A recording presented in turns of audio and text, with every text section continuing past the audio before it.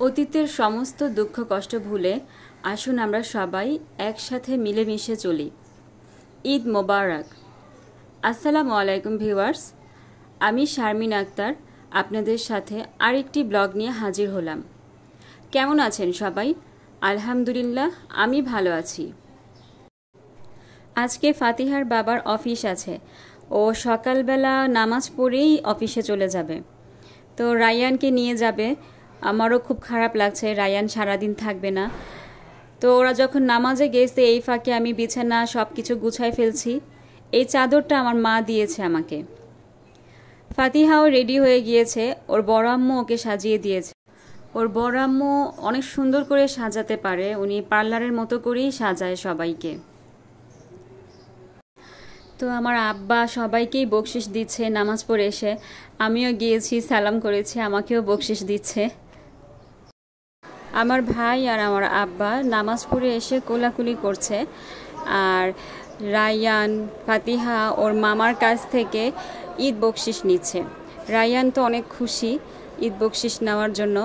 Ryan সারাদিন ছিল না, বিকেলে আসছে, বিকেলে এসে ঈদ বকশিশ নিচ্ছে। ও সারাদিন ছিল না, ঘর একদম পানির মতো ছিল, একদম চুপচাপ ছিল। বাসায় এসেই চিল্লাচিল্লি হই হুল্লোড়। অবশ্য ও না থাকলেও ভালো লাগে না।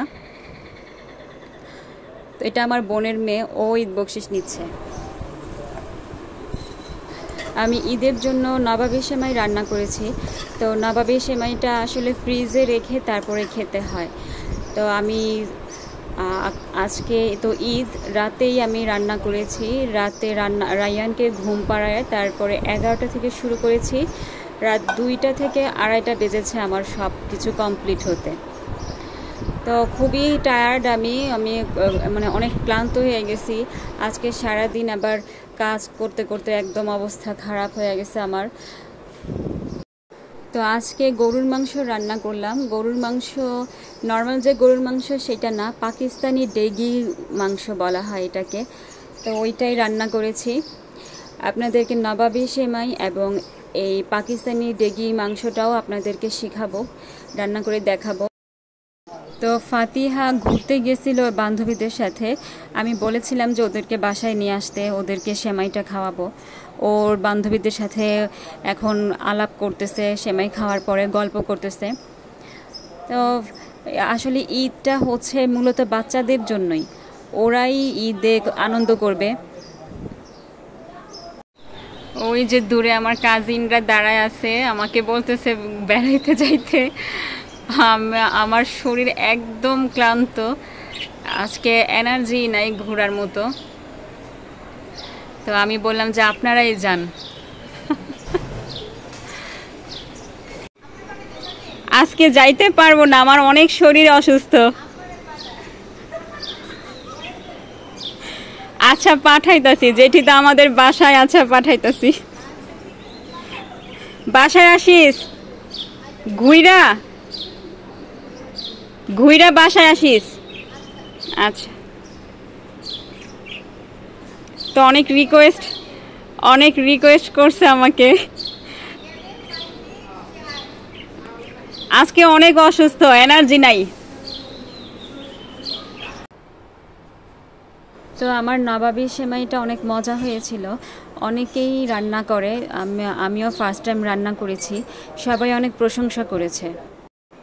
তো ফাতিহার বাবা সেমাইটা মুখে দেওয়ার পরে চোখ বন্ধ করে মাথা নাড়াচ্ছিল।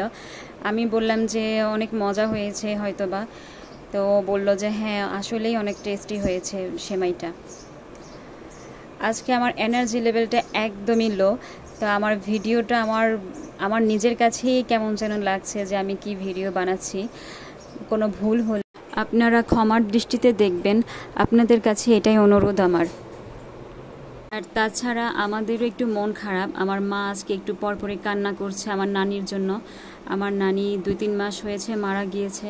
তো আম্মা মনে পড়লেই কান্না করছে। আর আমার ছোট বোনও, ও সবসময় আমাদের সাথে ঈদ করতো। তো এইবার ও গ্রামের বাড়িতে ঈদ করছে। তো সব কিছু মিলিয়ে আসলে একটু খারাপ লাগছে।